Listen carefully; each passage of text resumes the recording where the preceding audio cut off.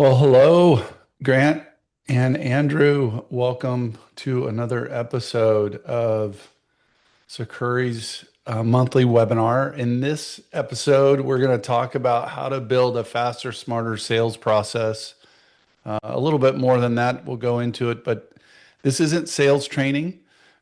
This is talking about how automation and business process works within the sales and somewhat marketing process, but mostly the sales process because let's face it, everybody thinks of sales. We talk about a lot of things. We've got a channel out there, Succurri has. Go ahead and scan the QR code there and be taken out there. And don't forget to like and subscribe. And if you hit the little bell, it'll come up on your phone. I always like that because then I get to see some of the other stuff that you guys are you're talking about. And what's good about this is it's not all about tech necessarily. It's about the business problems we're trying to solve with tech, and sales is always top of mind. So let's jump into today's conversation. So if you're having sales challenges, sales problems, could be, a variety of different things. What we'll talk about is what are the system issues that you need to fix behind that, or the system problems you might be having behind that that you might not realize. We'll talk about all the different tools that need to be connected, and sometimes they're disconnected, and this is why you're having a challenge with sales. That information flow that we want to chat about, and I always love this part where we get to talk about why am I talking to some guys in IT about sales, or about these other challenges that businesses have. That's my favorite part of the shows we do. And then at the end, we'll go walk you through what a smarter sales process looks like so it can be faster, more accurate, and get you more results. Hello, gentlemen. Welcome. How's your day going? Good, thank you. Excited about this conversation. Yeah, this is a fun one. So, your sales process might have a system problem.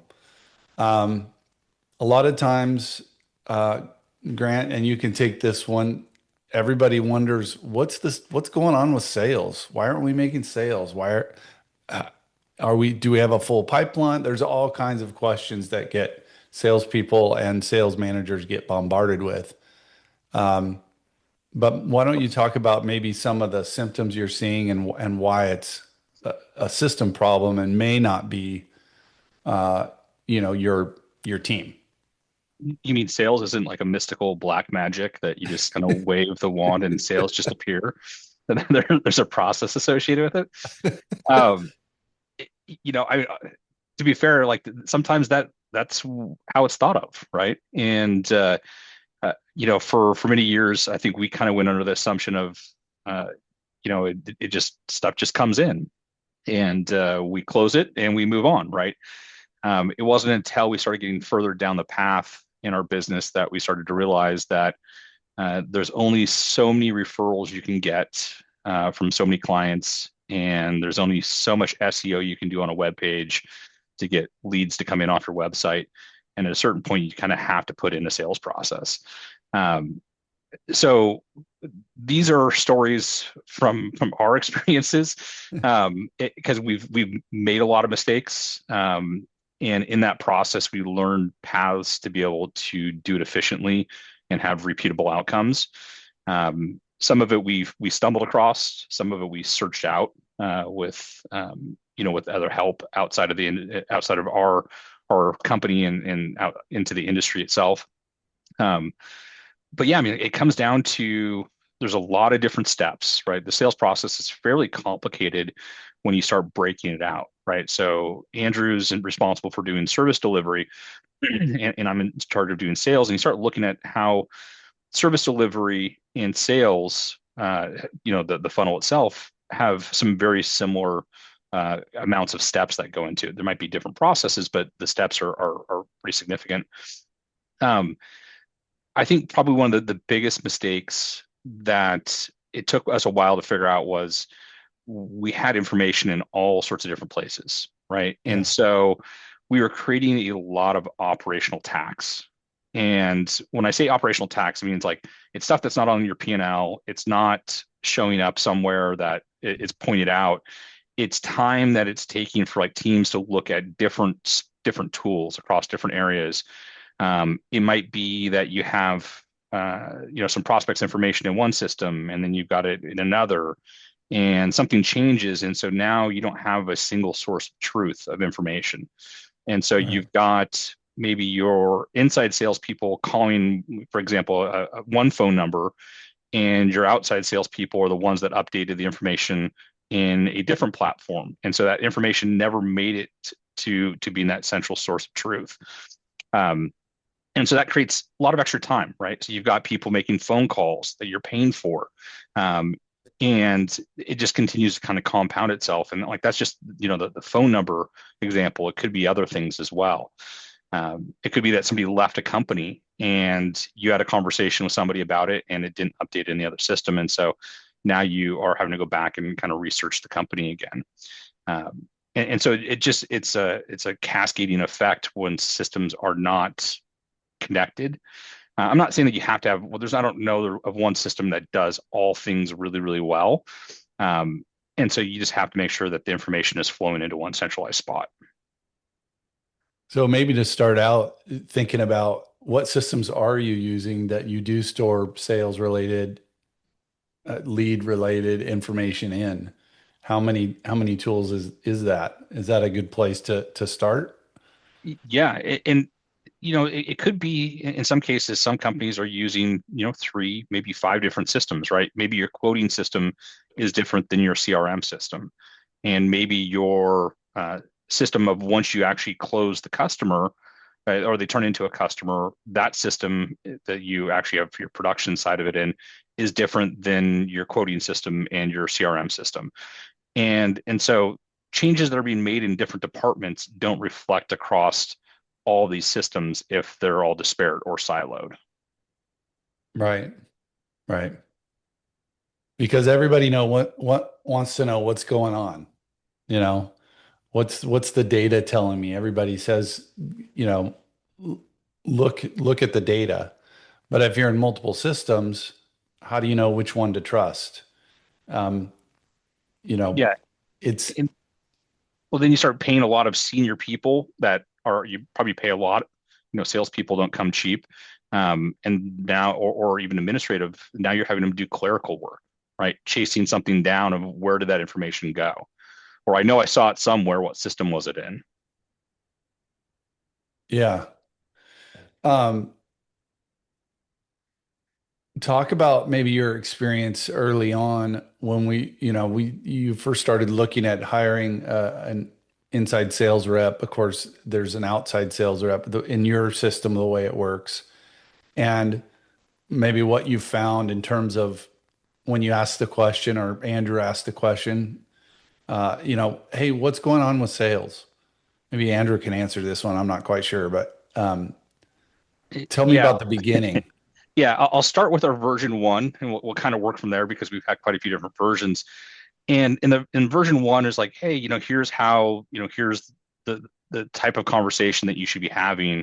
And here's the basic methodologies of how to get somebody on the phone and potentially have them talk with you. Go for it, right? Make it work. I want you to make, X amount of phone calls and at that point you're kind of hoping for the best, right? It's a hope and pray scenario. And that doesn't work, right? It's not one, salespeople aren't really motivated by that side of things of like, hey, you have complete autonomy, do whatever you need to get the job done. And so that was a crash and burn.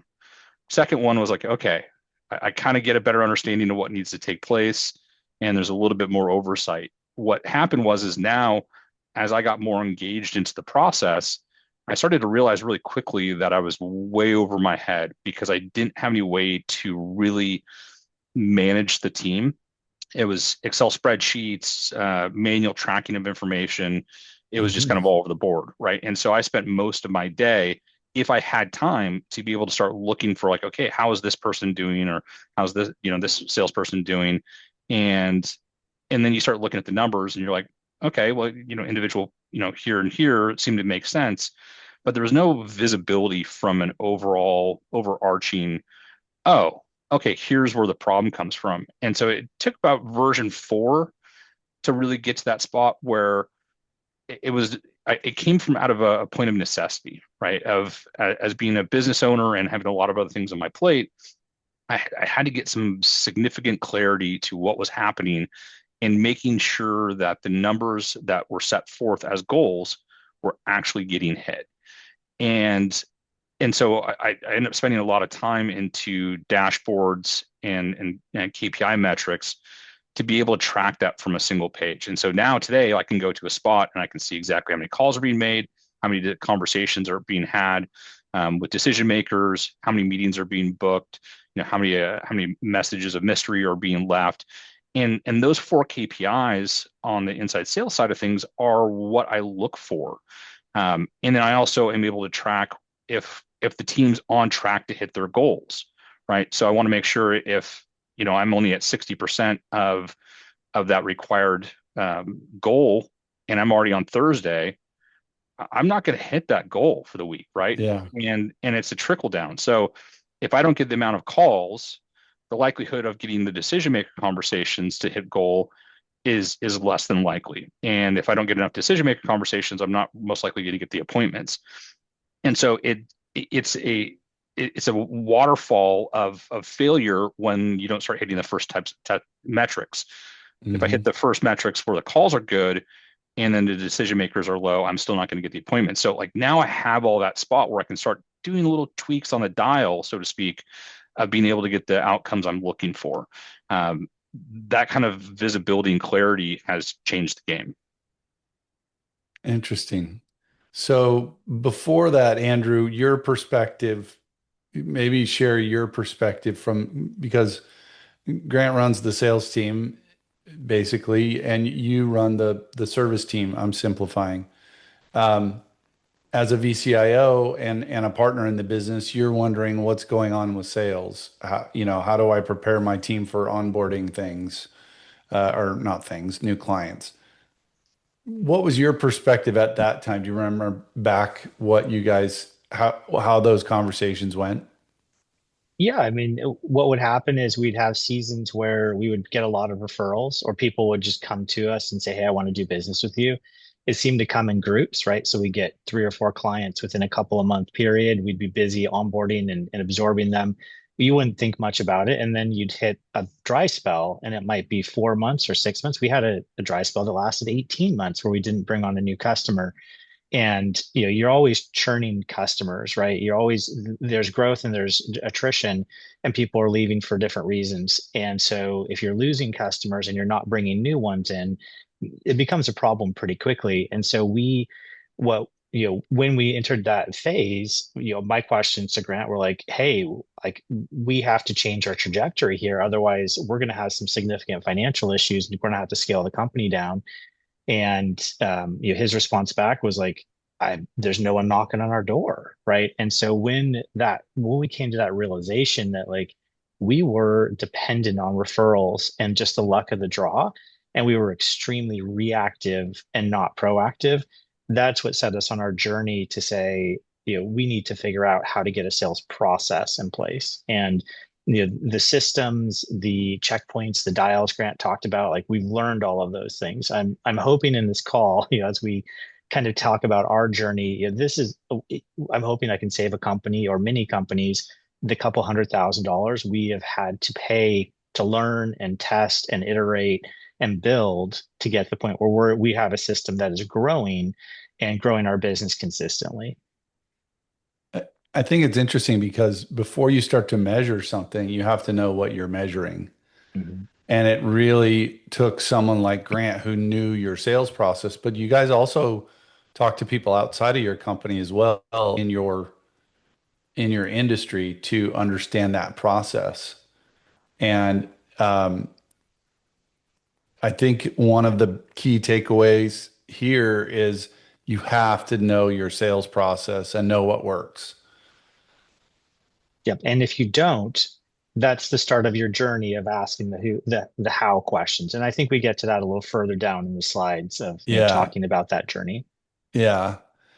But first, let's talk about the systems that you're working in. And you guys like to use the term debt, which I kind of like because it makes, debt makes you think about it. Tell me about what sales admin debt is and why it exists. Yeah, and since although I don't run the sales team, like I talk about operational debt, admin debt, sales debt all the time with customers because it's the silent expense that a company has from inefficiency. And from the service side, we look at their like the delivery of their services or the delivery of their products and how do we take technology and make it more efficient and cut out inefficiencies.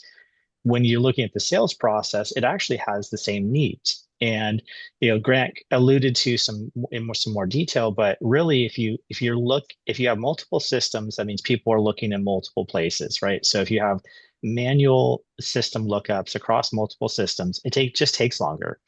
Well, people only have 24 hours in a day and really 8 hours that they're working. So if you have seconds, minutes, or hours that they're burning doing that process, you're losing that time. There's no value given back to the company. And you may have, like Grant mentioned, that the same information is not being updated in multiple places correctly. So now you have chaos you're injecting into your company. So not only does your team have to look in multiple places to get that information, now they're dealing with inaccurate information, which if they believe in it, they may be calling the wrong people, they may be doing the wrong things. If they don't trust that information, now they're spending time double checking it. So now you're double inefficient because it's not only in two places, it's two different sets of information. And Yeah. so the salesperson's having to spend all this time putting together the context of that call they're going to make. So what might have been, if an efficient system was set up like 30 seconds of review, might turn into 20 minutes or half an hour of review. Well, if you need to be making 400 calls a week to get your numbers and you take 30 seconds and you turn that into 30 minutes, like that, I don't know what the order of magnitude there is, but it's really bad. Like you will never hit the volume of calls you have because the admin debt is so high. Um, Yeah.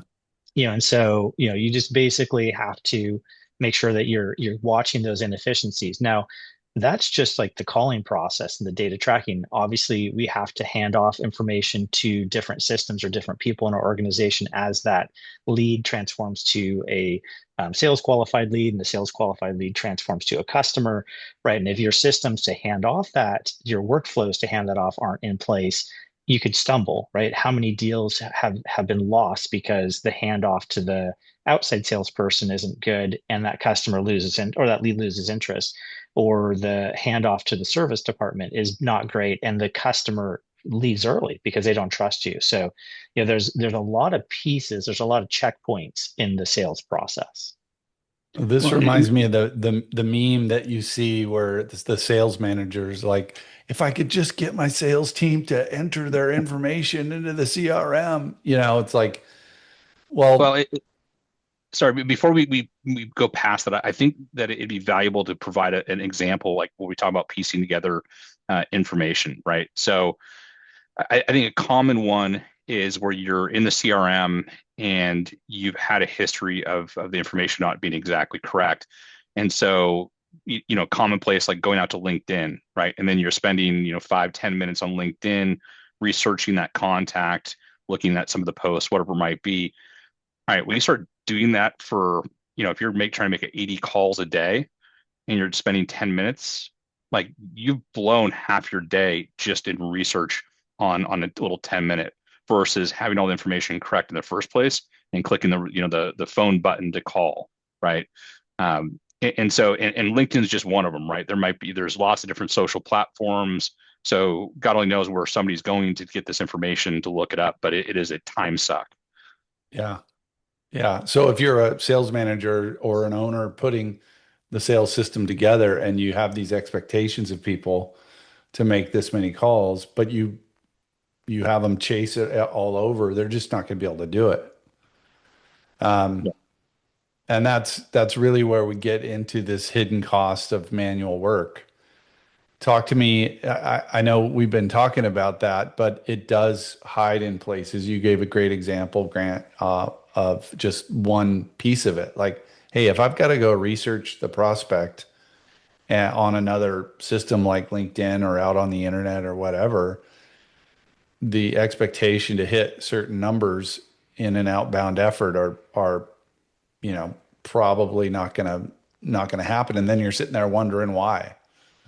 Yeah, well, and I can tell you, if it takes you a half an hour to research a customer, you can make basically 16 calls in a day, but you're supposed to be making 80 calls. You can see Yeah. the delta there is like it's impossible. It's not just hard, it is impossible to hit your numbers unless you are like a wizard. And once again, we're back to black magic and not a process. And so, wizards work off of really great leads lists, and leads lists take time to generate. So, oftentimes they will take that leads list with them, or they oftentimes brought it with them because they worked it over a lot of years. So, it like that's one of the things I want to get across here is if you don't have the information at the person's fingertips, which is like a whole nother like technical discussion, right? How do you get that? There's lots of automations and integrations. Um, it is going to be impossible to hit your numbers, or the person's going to be flying blind. Which, if they're good, they on their feet, they maybe can do that okay.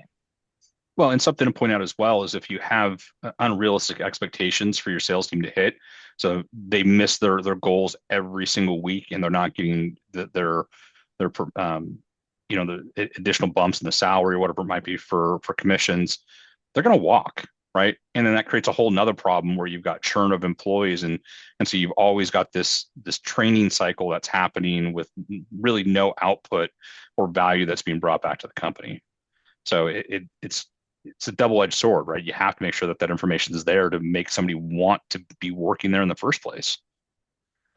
What were you saying, Grant, about? Because I think the biggest thing here is, yeah, they're not hitting their numbers, but they're not following your process. They're not using your system or, adopting your CRM, and maybe they're going outside the process.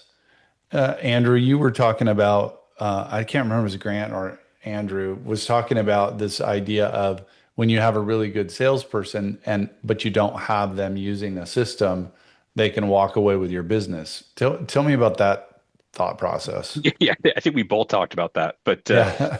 it, yeah. So if you have all this context that's happening outside of your system, then from an ownership perspective, it doesn't exist, right? It's just something that's happening outside of your overall process. And so if you have a salesperson that's working deals and they're keeping their own little spreadsheet and they're not updating the database, and that's where all the deals live, that's your client base that you're paying for, your prospects and database that you're paying for to have salespeople work on, that ultimately is now portable when that salesperson decides that they're sick and fed up with with how things are going.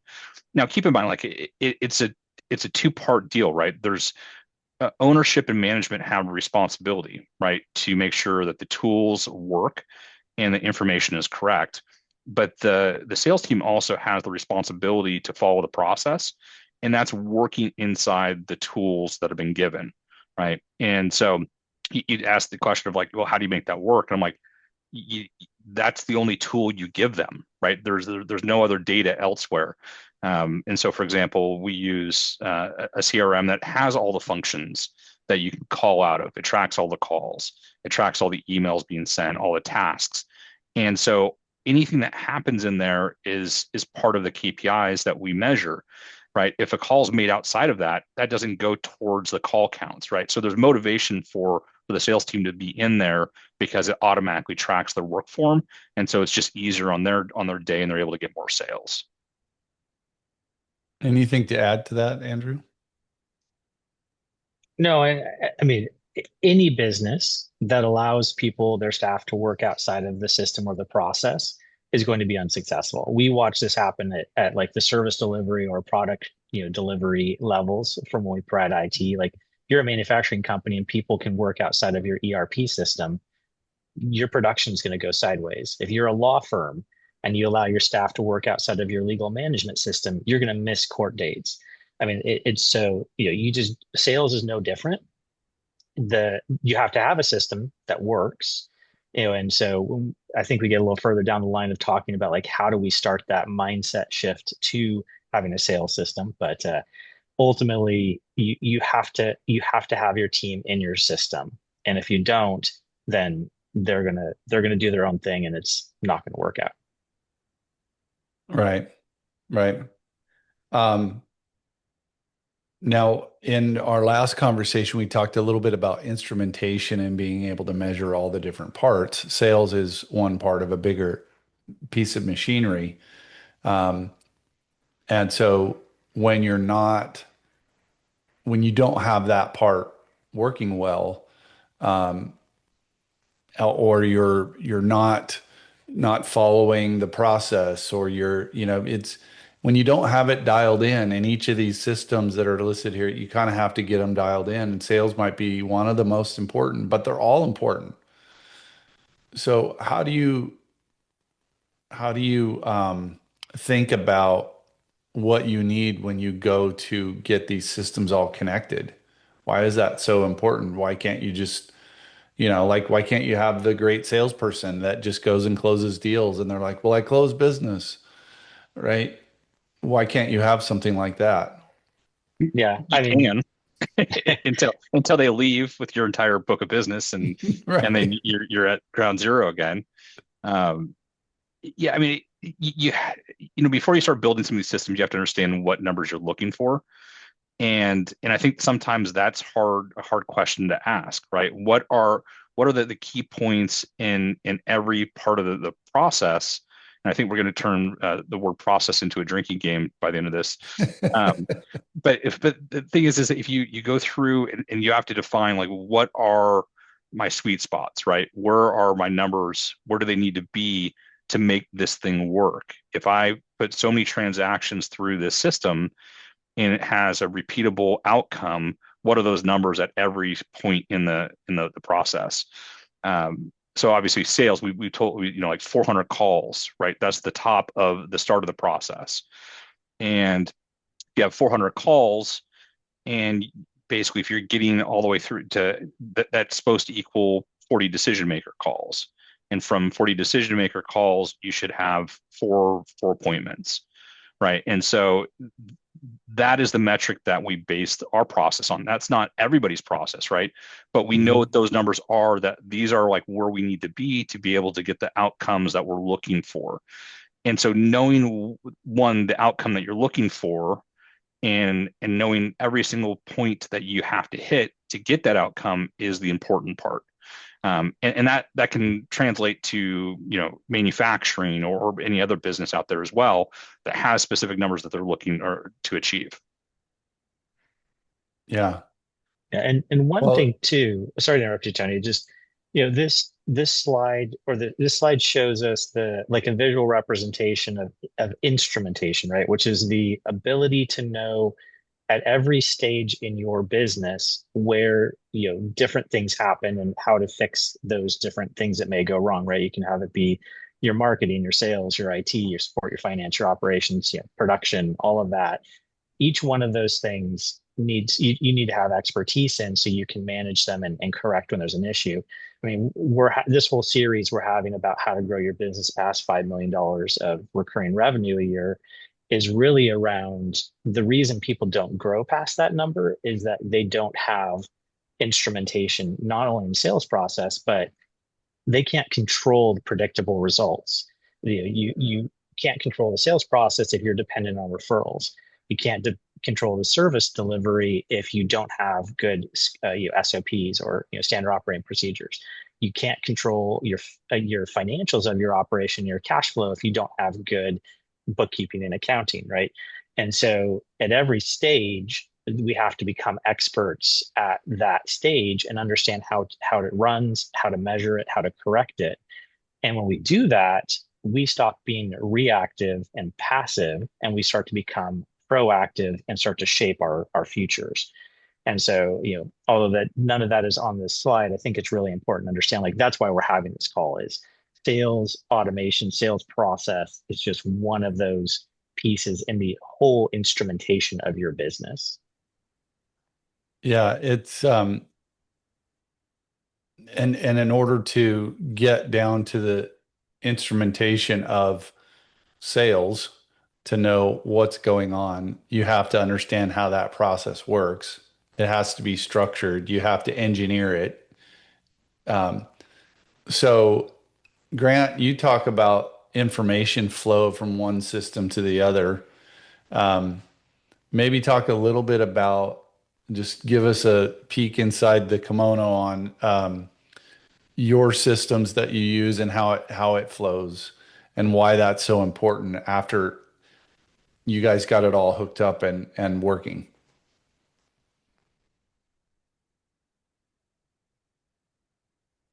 Oh, Oh, I think you're muted, Grant. I was muted. Sorry about that. You yeah. want the product names? You want all the magic behind the scenes? I think I want the Yeah. magic, man. Show behind the curtain, Mr. Wizard. I think Yeah, just walk through step by step and the systems where the information is, which system they're in, and yeah. your So thought about like why I connected these and that whole, just give us a peek inside of that. yeah, I think that the key importance is having a CRM to start with, a really good CRM to start with, right? And there's a few out on the market. Some are the big 800-pound gorillas. Some are a little bit smaller. We went with HubSpot. Hopefully, HubSpot will give us a plug at some point on this video. So pay attention, HubSpot.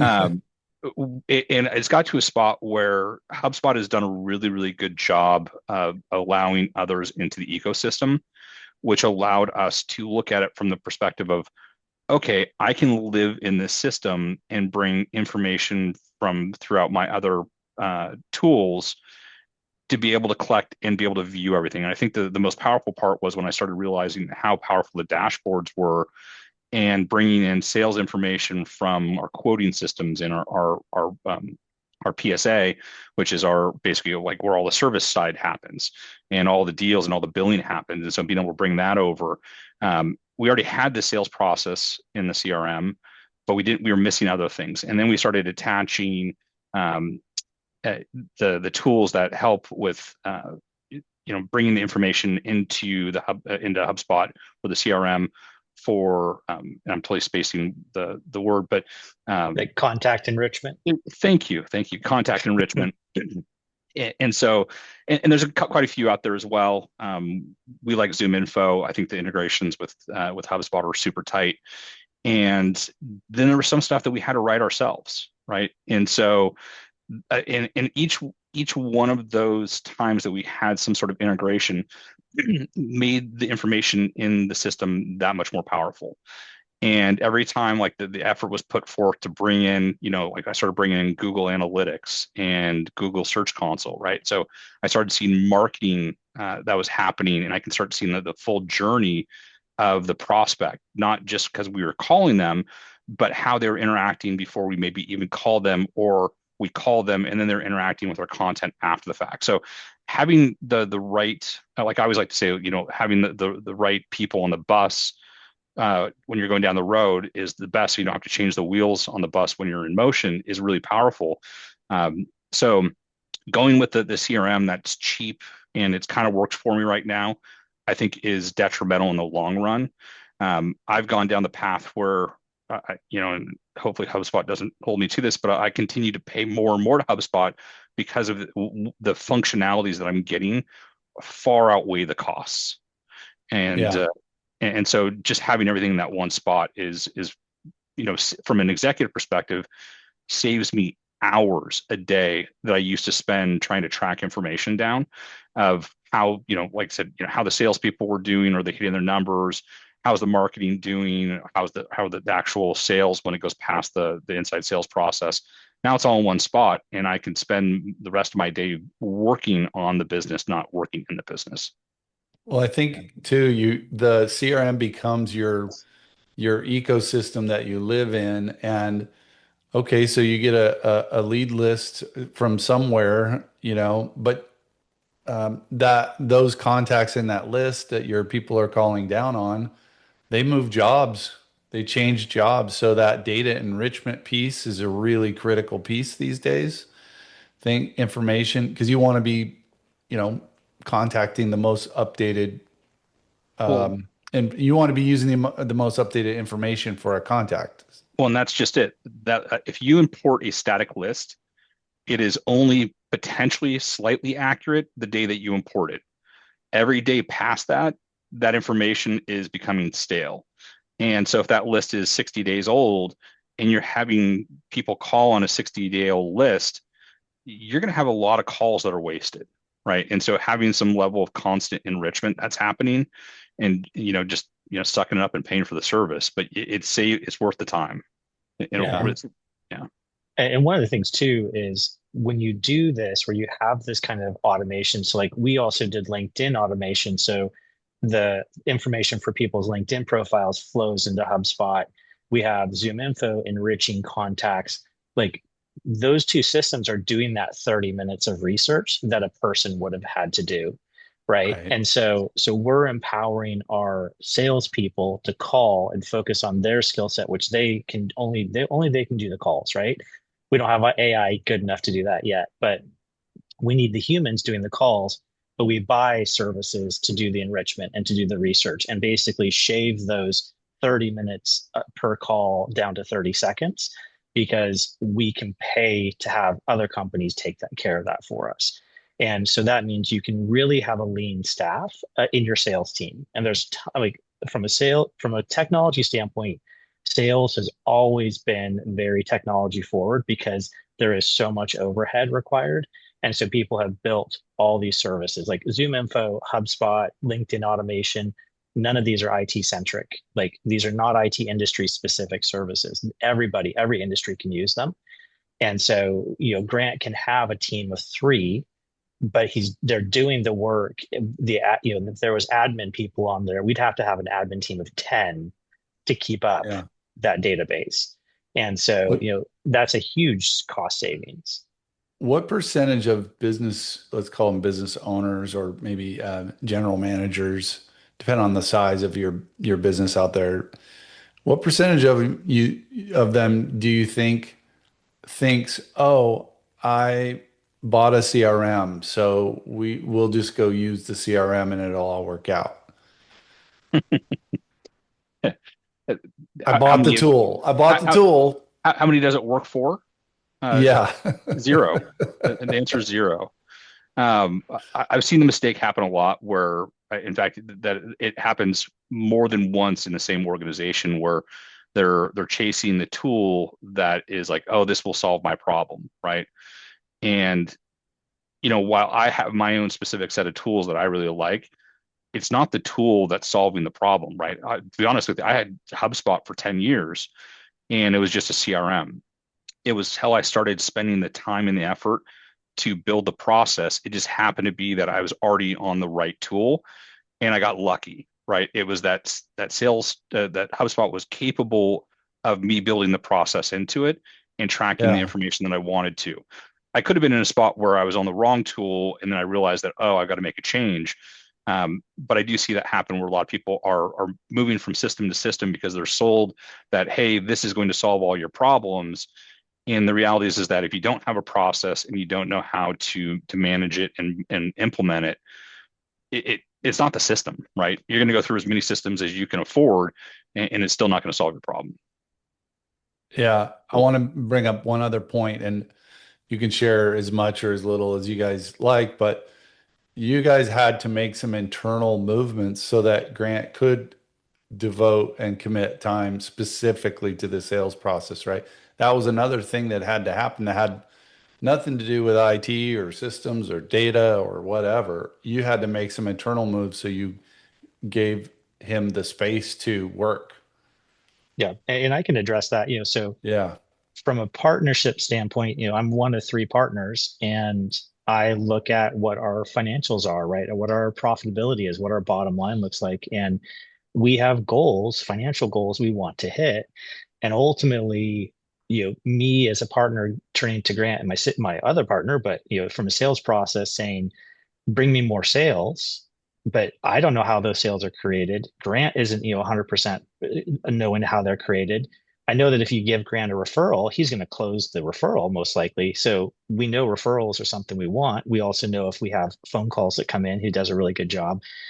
So we as we became more focused on our goals, which is a certain financial outcome every year, we started to recognize that we were not structured to be able to achieve those. We didn't know all the details. Like, we talked about, like, this is iteration number 5, right? Like, so we've been in this for 2 years. We're learning the hard way. But ultimately, what we recognize, Grant, is like, hey, if you want me to generate more sales, I need the space where I can go learn this stuff, build the systems, and do it. And then you can hold me accountable. And I'm like, yep, that's exactly what we need to do. Let's take some stuff off your plate and let's go do that. And so, as a business owner, from this hat I have on for this conversation, I had to say, I have to create resources and space to be able to fund a sales process. And Right. that was making those resources available. It just doesn't happen. And what I see happen is, so I manage all of our customers, and I get to talk with a lot of companies, and companies will, like, every company has a certain amount of size they will grow into based on the market, their ability to deliver service. And those are the two factors, because the market determines how many potential customers, their ability to service those customers turns into referrals. And at a certain point, you just reach a saturation point, and you will never grow past it. Like, this has happened to us, right? Like, we hit this threshold of sales and we bounce up and down, we bounce up and down, but we never get past it because we never built a sales process that brings in sales at a consistent rate. We were always dependent on referrals. Well, Yeah. 20 years ago, when we were like, I'll call it blue ocean IT, where as long as you did a good job, you got referrals. We had people knocking on the door. Like, every 2 or 3 months, Right. we'd have a new customer, and that for us was fine. And ultimately, we rolled into the point where we had a lot of competition. We weren't in a blue ocean anymore. We were in a red ocean, or whatever you want to call it, red field, where we had a lot of competition. It looked a lot like us. They were delivering Mhm. okay service. Customers or leads were having a hard time differentiating. And so all of a sudden, the knock on the doors disappeared. And so we Yeah. were stuck, and we knew where we were going financially, and we needed to make some changes. So at some point, as a business, you just have to push forward. So let's talk about the different stages of building this out in what I would call or what you guys are calling the smarter sales process. Really, it's just committing to go after it, right? And walk us through the stages here, Well, I and Andrew, can so oh yeah, go go ahead, or Grant. who? yeah. Yeah, so I think I'll let Andrew take some of it, but I think it's important to point out, like choosing to be proactive is what Andrew just talked about, right? Like, Right. we made the decision that we are going to do this. Um, this doesn't happen because you're like, it just, manifests itself, right? You have to put the time and the effort and the hard work in to get it over the threshold, right? So I am not a salesperson by trade. I am not a marketing person by trade. I am a cybersecurity engineer, systems engineer, network engineer, right? That is why I got into this business in the first place. And so I'm like the unlikely person to have to go down this role. And so if you're, from a business owner perspective, you have to look at it from that, like, oh, I'm just a construction guy, or I'm just a machinist. Like, that's why I got into this business, or I'm in logistics. I drive trucks. You have to change your mentality into, I'm a business owner and I have to make this work. And so you have to change your psychology of how you're approaching and how you're looking at it. And that has to flow down from you to your next level of management, so they understand that this is the new reason why we're doing things. And so that's that choice, right? The choice to be proactive about it versus sitting back and allowing things to come and hopefully land in your lap. Yeah, and I'll talk to the first two, because I think a lot of this for us was we ran across some thresholds that they were time sensitive, right? I'm a little older than Grant, but like, I had crossed over the midpoint in my career and then some, some several years past the midpoint in my career. And I was looking at the life I was living, the amount of energy I was putting into the business, the outcomes I was looking for at the end, a sale of the business. And there was no hope that any of these things were going to change. Like it was going to be the same drain, the same, day in, day out. It was going to have at the end, well, maybe hopefully we'll have some sort of, compensation for all the work we've done. But these things were all like very nebulous, and I felt very out of control with them. And so at that point, you despair, right?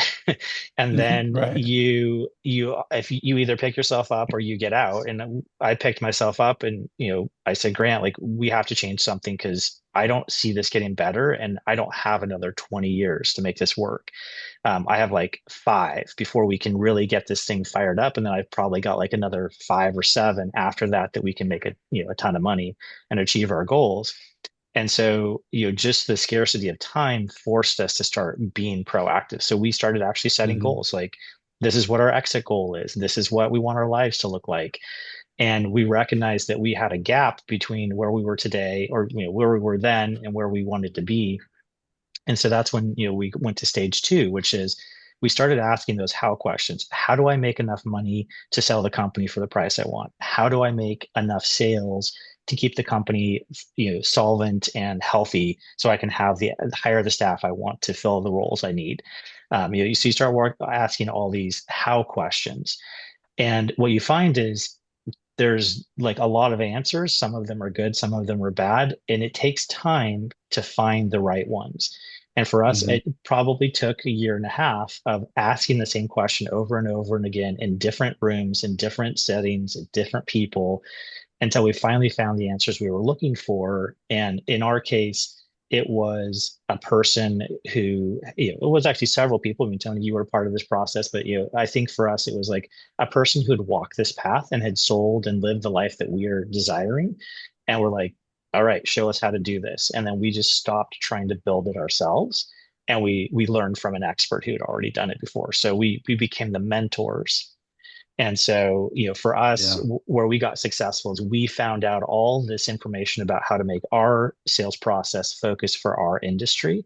And then everything started to change at that point. And so that's where, Grant, if you want to come in and talk about, once we had our compass and our North Star, we were able to start to build these things. Yeah. So sales solves all problems, right? Like I think that It that's does. that's the mantra, right? Is and I didn't I don't I'm not coining that. Somebody gave that to me. But everything that you have in your business that's not working correctly, sales can solve, right? I need more staff, more sales. I need to make more money, more sales, right? I need new equipment, more sales. Whatever that might be, the more sales you have, that changes the game, right? Um, Now, obviously, how you get those sales is where you start. That comes from that process, doing the work, and we've kind of talked about it a little bit in some of the previous slides. But it's taking time to going back to what are the outcomes that we're looking for, and reverse engineering it and understanding where those numbers are that you have to hit, right? So we kind of knew where we were at, but we started being able Mhm. to solidify with industry leaders that had gone that path before. And they said, these are the numbers that you need to be able to hit, right? So those became our known obtainable goals. And then you start figuring out, okay, what do I need to do to be able to hit those goals, knowing that they're obtainable by other people in the industry? Um, and then it comes down to being able to capture that activity, right? Like it's great to say like, hey, I need 400 calls, but tracking the Excel spreadsheet or having the salesperson actually document that is a whole different beast, right? That's just not the nature of the salesperson to do clerical work and Yeah. making notes. And so being able to get into that system that just captures it all for you, um, from an ownership perspective, from a ease of sales process, it still goes back to having the right tools in place to be able to achieve those outcomes. Otherwise, I mean, you're Yeah. not saying that you can't achieve them, right? But I'd say set your expectations a little bit lower because you're going to have that operational debt, that's inherent with having those manual processes. I Yeah. think that. the biggest one on here that stands out to me is stage three. It's like do the work. That's the reason why it's hard, and the reason why few people really dial this in for their business is because a few people are willing to go through the work and the It's a investment and the time and the effort, and it's an iterative kind of thing. Go ahead, Andrew. Yeah, and it's a change, right? Like you are changing how your business works. There's friction from staff, from habits. You're changing how you do things yourself, right? So you're fighting against the unknown. You're having to build new habits for yourself. It's just there's a lot of resistance to doing something new, and so to do the work is hard. And you don't have energy for it. It's the first time you're doing it, the first 20 times, it's like a slog. But once you get to the point where it becomes habit and you have the muscle memory and you have the systems, then all of a sudden it gets easier. And like 2 years ago, if you showed me the systems we have in place today, I'd be like, that's possible? Like that's amazing. Right. Um, but 2 years ago, we're like, okay, we're making calls, we're getting data. Like this is not easy. We're not getting any outcomes, but we're just doing it. We're just Yeah. grinding and just do the work. So we're coming up here on time. We've got about 8 minutes left or whatever. Just give me a quick, like, why am I talking to IT guys about this?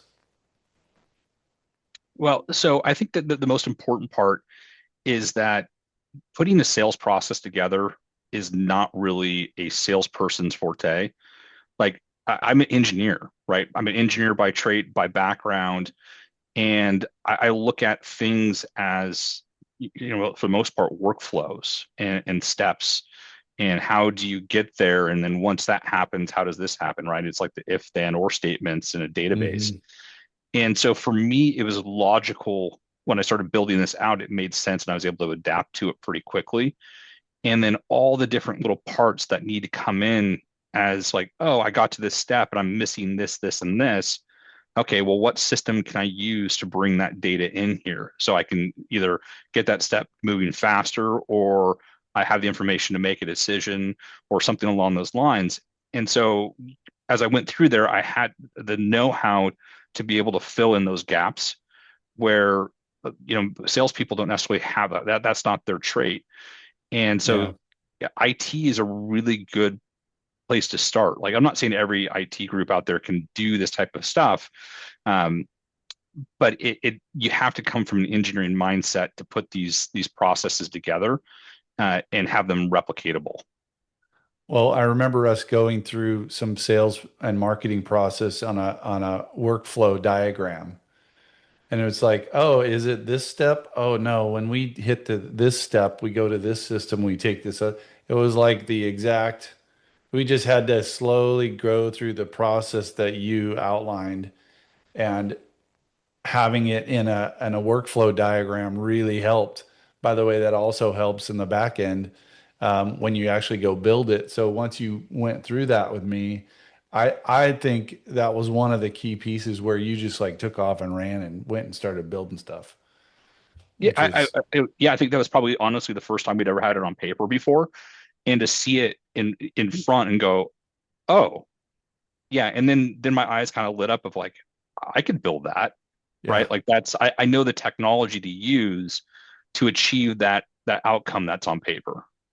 yeah. That was a turning point. There was a lot of turning points, and the fact that you guys have kept on it is just great. We have a few more slides. So practical examples. I think you covered some of this early, but I also want to leave a time if there's people out there that want to ask some questions and kind of get to the anything in terms of, I mean, you already talked about reducing entry. When you have systems put together, you can reduce the data entry, enriching records automatically and constantly. It's like saves a bunch of time. Looking at what's happening in the pipeline, the activity, and that you guys know your numbers. This last one, accountability to build. This is maybe you should take that the last two, but that accountability word is a really important word in this conversation, I think.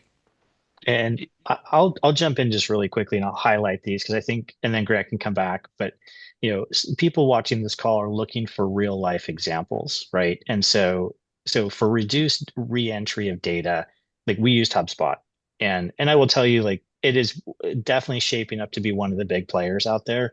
And it will likely, and it's really modular, so you can buy small, you can start really small with it, and you can grow really, really big. So probably it's the system. But you need to have all your data in one place. It just is a necessity. So find a system where you can put all your data, enriching your records automatically. We use Zoom Info. I'm like we're not getting compensated for any of this, but it just keeps enriching them. Improve visibility into leads and pipeline activity. You ultimately need to have it where you can like report to those that you're accountable to, like ownership, where you're at. You should know and have you need to have a system that will show you pipeline activity where you have your number of leads here, they're qualified, they're first time appointments, they're sales qualified, they're closing. You have to have a system like that. HubSpot does that. Accountability, you need to have a system where people know what they're supposed to do. And then, from a dashboard and knowledge standpoint, you need to be able to look at that information quickly. But I know people want to know what systems we're using. So there you go. You saw Yeah. behind the curtain. No, that's really helpful. I think why I paused on the accountability one is because um, like who's accountable to what? And Grant mentioned earlier, you have business ownership, leadership accountable to some things, and sales and the salespeople accountable to those things. I think it's really important because Grant, what you mentioned was sometimes people cross the line, and a leadership team might say to a top salesperson, "Hey, go build this," when really they're the ones that are accountable to it, that part of it anyway. I just Yeah, wanted to iterate yeah. on that I kind part. of yeah, I view it as kind of a social contract, right? That management is responsible for providing the systems that work. Um, because management and ownership, right? Because they're the ones that are making the investment into the business and building the processes out, right? The salespeople, you might hire somebody, a salesperson that's like, hey, I can build a sales process out. I think Andrew talked about this yesterday, was that person's probably going to move on and go build out sales processes for other people because that's what they do, right? They know how to do it. That's their forte. They're Mhm. not there to close deals necessarily. They're there to get you across the finish line in the process. Um, the sales team itself is accountable for hitting the numbers that are set, right? And those numbers have to be realistic, and achievable and replicatable on a regular basis, and potentially even be able to exceed those numbers to be able to start getting into higher level benefits.